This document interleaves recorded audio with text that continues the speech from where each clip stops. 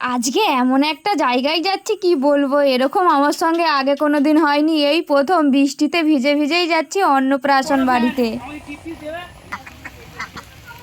হঠাৎ করেই ঠিক হয়েছে, তবে আমাদেরকে 2 দিন আগে নিমন্ত্রণ করতে এসেছিল। আর সকাল থেকেই আমাদের প্ল্যান ছিল যে আমরা যেখানেই যাই বাড়িতে যেহেতু গোপাল আছে, গোপালকে ভোগ লাগাতে হবে, সেবা করতে হবে, তাই গোপালের জন্য বানিয়েছিলাম রুটি, ওটাই ভোগ লাগালাম। সকালে আরতি হয়ে গেছে, বাবা গীতা পাঠ করছে। আর ওয়েদারটা দেখুন সকাল থেকে মোটামুটি ভালোই ছিল। আর এই যে বাসুদেব সব জিনিস নিয়েই কেরামতি খেলতে খেলতে ঝুনঝুনিটা ভেঙেই দিয়েছে। যেটা দেখবে সেটা আর গোটা থাকবে না। আবার দেখুন জোড়া লাগানোর চেষ্টা করছে, বুদ্ধিমান ছেলে।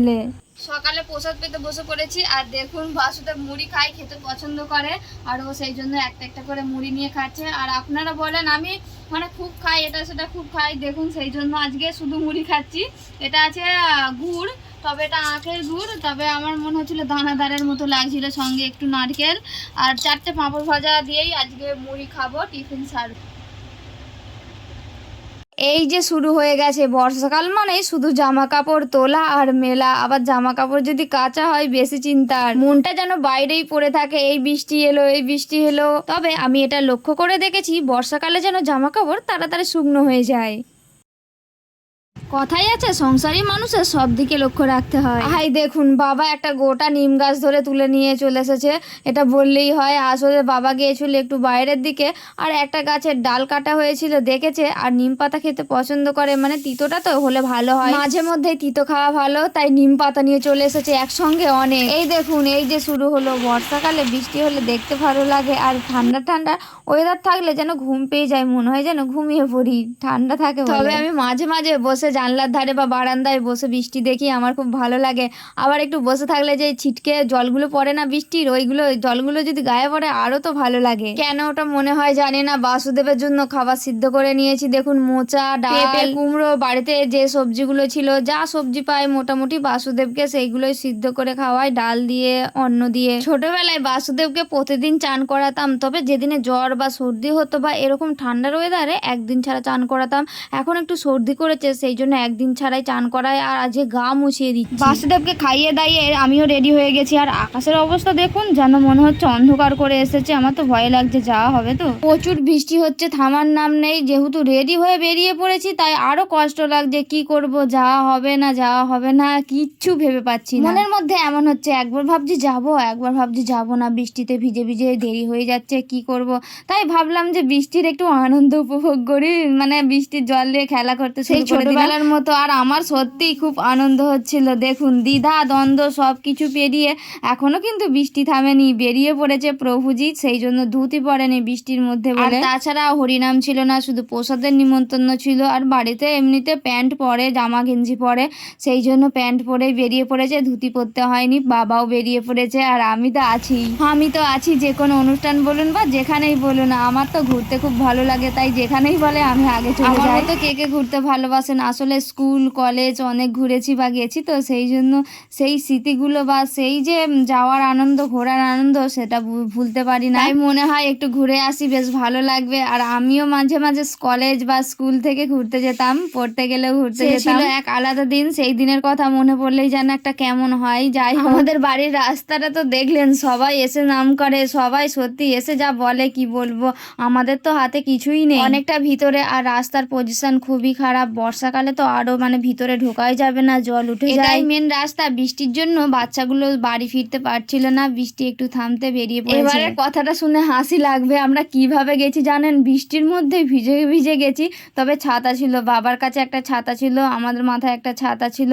আর বাইক আস্তে আস্তে প্রভুজি চালিয়েছে, দুজনেই ছাতা নিয়ে বসেছিলাম। মাঝে মাঝে তো উড়ে চলে যাচ্ছিল, আমি সামলাতে পারছিলাম না। এরকম করে যাচ্ছি দেখে বৃষ্টির মধ্যে ভিজে ভিজে অনেকে মুখের দিকে তাকাচ্ছিল, তবে হাসেনি। পরিবেশ সত্যি অসাধারণ, কোনো তুলনা হয় না। আর যেখানে গিয়েছিলাম গ্রামের মধ্যেই, আমাদের যেমন মাঠের দিকে বাড়ি, এখানেও কিন্তু মাঠের দিকে বাড়ি, তবে সামনেই মাঠ। আর মাঠটা দেখতে খুব সুন্দর লাগছে। আমাদের একটু যেতে হবে, সেই জন্য মাঠের ভিডিও আপনাদেরকে দেখাই না। আর এটা পুরো বাড়ির সামনেই মাঠ, গরু বাঁধা আছে, তার উপরে বৃষ্টি হচ্ছে, দেখেই মনটা জুড়িয়ে যাচ্ছে। এত সুন্দর ভিউ কি বলবো, যারা গ্রামে থাকে তারাই জানে এর আনন্দ কি। আমরা গ্রামের দিকে যেহেতু থাকি, শহরের দিকে গেলে ততটা ভালো লাগে না, যেন মনে হচ্ছে বন্দি থাকি ঘরের ভিতরে।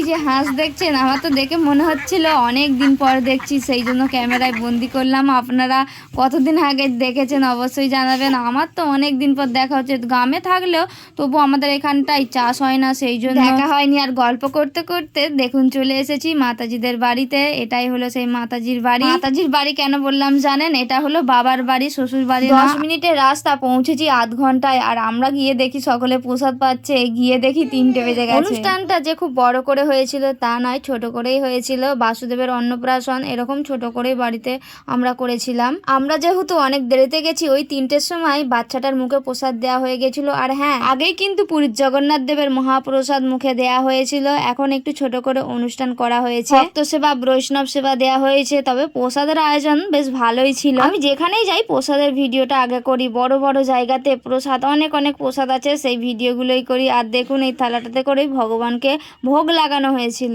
এই মাতাজিদের ভগবানের মন্দিরটা বাইরে, আর আমরা যখন গিয়েছিলাম ভোগ লাগিয়ে ভগবানকে শয়ন দেওয়া হয়ে গেছিল, সেই জন্য আর আপনাদেরকে দেখাতে পারলাম না। দেখবেন বিশেষ করে ভক্তদের যে যেমনই হোক তার সামর্থ্য অনুযায়ী ভগবানের থাকার যে কোনো কিছু একটা ব্যবস্থা করে রাখে। এটা অনেকেই করে না, মানে জড়জাগতিক মানুষেরা অনেকেই করে না।